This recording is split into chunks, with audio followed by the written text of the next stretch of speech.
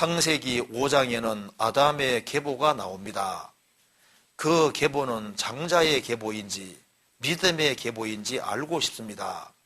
아벨이 죽은 후에 하나님이 셋을 주셨는데 셋을 주실 때 이미 가인이 장성했으므로 가인과 셋 사이에는 다른 형제들이 많이 있었을 것 같습니다. 그런데 그 형제들 중에 첫째 이름은 오르지 않고 아담 자손으로 셋이 오른 것을 보면 장자의 계보가 아니라 믿음의 계보를 기록하신 것 같아서 질문을 드립니다. 그렇죠? 자, 아담이 지음받은 순간부터 자식을 낳을 수 있는 사람입니다. 그리고 하나님께서 아담에게 자식을 낳으라고 하는 명령은 범죄하기 전에 주어졌습니다. 아담을 지으시고 하나님이 땅에 번성하고 충만하라고 말씀하셨지 않습니까? 그러니까 원래 아담 하와가 죄를 안 지었으면요 에덴 동산에서 영원히 사는 거예요. 그렇잖아요. 그런데 이제 아담 하와는 지음받은 순간부터 자식을 낳을 수 있는 사람인데 아담 하와가 130세에 셋을 낳았다고 되어 있잖아요. 그러면 가인과 아벨을 낳고 130년 동안에 총 3사람만 낳았겠느냐? 아닙니다. 왜냐하면 성경에 말씀하기를 가인이 하나님의 심판받고 쫓겨나서 그 여자하고 결혼하잖아요. 그게 아담 하와가 낳은 딸이거든요. 그러니까 아담 하와가 자녀들을 많이 낳은 것이 맞는데 창세기 4장에는 대표로 2명이 등장하고 있는 것이고, 그리고 자녀들을 많이 낳았는데 왜 특별히 셋을 언급하고 있냐 하면은 믿음의 계보이기 때문에 그런 것이 맞습니다. 그래서 창세기 3장은 장자의 계보라기보다는 믿음의 계보인 것이 확실해요. 그래서 왜 이걸 창세기 5장에 계보를 굳이 기록하냐 하면은 이게 메시아 계보이기 때문에 기록하고 있는 겁니다. 그리스도에 대한 계보인 거예요. 그래서 창세기 5장에 보면은 5장 펴봅시다. 이름마다 뜻이 들어있는데요. 이름마다 뜻이 들어있는데 창세기 5장 1절에 아담 자손의 계보가 이러하니라. 아담 뜻이 뭔지 아시죠? 아담은 사람이란 뜻입니다. 그 다음에 4절에 아담이 셋을 낳은 후, 그 셋은 원래 정해지다, 지정되어지다 그런 뜻입니다. 이제 영어로 말하면 be appointed인데요.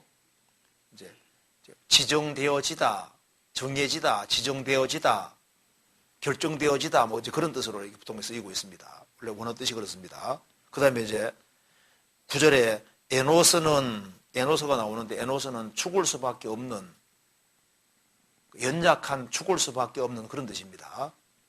그 다음에 게나는 거주지, 처소 그런 뜻입니다. 거주지, 처소.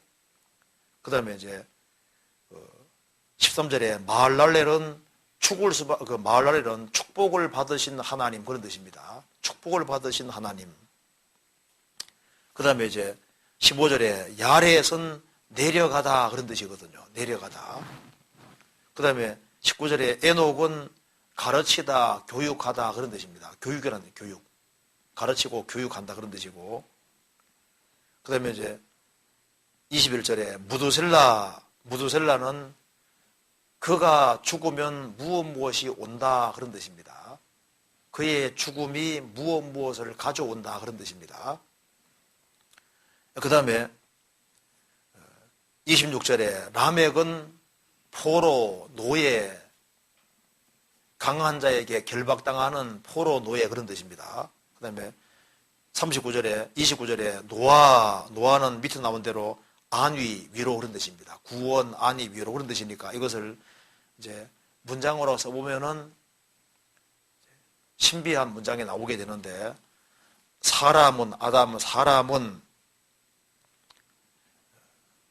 에노스, 죽을 수밖에 없는 계난, 운명, 거주지, 처소, 죽을 수밖에 없는 운명으로 운명 지워졌다. 그런 상태로 놓여지게 되었다. 그러나 마할랄렐, 축복을 받으신 하나님이 야렛, 내려가실 것이다. 내려가셔서 에녹 가르치고 교육할 것이다. 뭘 가르치고 교육하느냐? 무드셀라 그의 죽음이 무엇을 가져온다는 것을 가르치고 교육할 것이다. 뭘 가르치고 교육하느냐 하면은 남획, 포로, 노예, 강한 자에게 포로가 되어 있고 노예가 되어 있는 사람들에게 노아, 위로와 안위와 구원을 가져다 준다는 것을 가르치고 교육할 것이다. 이렇게 문장이 나오거든요. 그러니까 이제 이 이름 자체가 신앙적인 이름이고 그리스도와 관계되는 이름이 확실하잖아요. 그렇죠? 그러니까 이제 전능하신 하나님께서 여기 이름 속에도 이름을 지을 때도 그게 특별하게 이렇게 성질을 해놓은 것이 맞을 거다 그 말입니다. 그래서 제가 이제 이걸 보면서 이제 또 생각을 한 것이요. 무드셀라가 가장 오래 살았죠. 그죠? 무려 969년가 살았으니까 다른 사람보다 몇십 년 더 길게 살았어요. 그죠? 왜 길게 살았을까? 하나님이 오래 참고 기다리실 때 그 말씀대로 하나님께서 그가 죽으면은 홍수가 오도록 결정하셨기 때문에 에녹은 300년 동안 하나님과 동행하다가 이제 들림받은 사람이지 않습니까? 그러니까 에녹은 그 예수님 재림하는 것도 예언했다고 되어 있고 그 당시에 선지자는 마찬가지인데 무드셀라 이름을 지을 때 하나님의 어떤 뜻 속에서 지었을 거다 그 말입니다. 그의 죽음이 이제 홍수를 가져오고 심판과 구원을 가져온다는 그런 특별한 뜻으로 하나님 짓게 하셨을 테니까 그가 죽으면은 홍수가 온다고 하나님이 해놓으셨기 때문에 하나님께서 홍수가 가능하면 늦게 오도록 하려면 어떻게 해야 될까요? 무드셀라를 오래 살게 해야 되는 거예요. 그래서 하나님께서 무드셀라 노아 그 시대 사람에게 기회를 더 주기 위해서 무드셀라를 몇십 년 더 길게 살게 해주신 것 같아요. 하나님이 기회 주시느라고. 그러다가 이제 무드셀라가 죽으니까 그의 세계적인 홍수가 왔잖아요. 그렇죠? 이것과 연관해서 마태복음 24장에 무화과나무의 비유를 배우라 말씀하시면서 이 세대가 지나가기 전에 이 일이 다 이루리라. 그러니까 마지막 징조를 다 본 시대 사람이 세대인데 그 세대 사람이 지구상에 다 사라지기 전에 주님의 지상재림까지 이루어진다. 그러면은 주님이 이 시대 사람들에게 조금 더 인자를 더 하시려면 어떻게 하면 될까요? 조금 더 길게 살게 하면 돼. 그렇죠?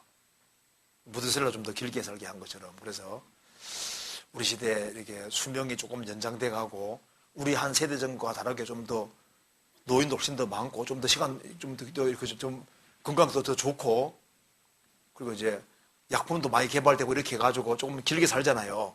조금 더 살지 않습니까? 그래서 주님이 조금 더 시간 주시려고 우리 시대 사람들을 이렇게 마지막 징조를 본 시대 사람들을 좀 이렇게 연수를 조금 더 길게 하는 것이 아닌가 뭐 그런 생각입니다. 생각. 정답이 아니고 생각인데 그런 생각도 해봤는데요. 어쨌든 간에 이 창세기 5장 계보는 믿음의 계보고 그리스도가 하나님께서 창세기 3장에서 여자의 후손 통해서 메시아 온다고 알려줬기 때문에 여자의 후손 통해서 어떻게 오는지 그리스도가 오는 계보를 알려줘야 되니까 창세기 5장은 그리스도가 오는 계보를 말하는 거예요. 하나님이 아담에게 약속하신 대로 그 약속대로 이렇게 해가지고 그리스도가 오신다는 것을 알려주기 위해서 그리스도의 계보를 말하는 겁니다. 믿음의 계보인 거예요. 신앙적인 계보가 확실한 겁니다. 그렇게 이해하면 되겠습니다.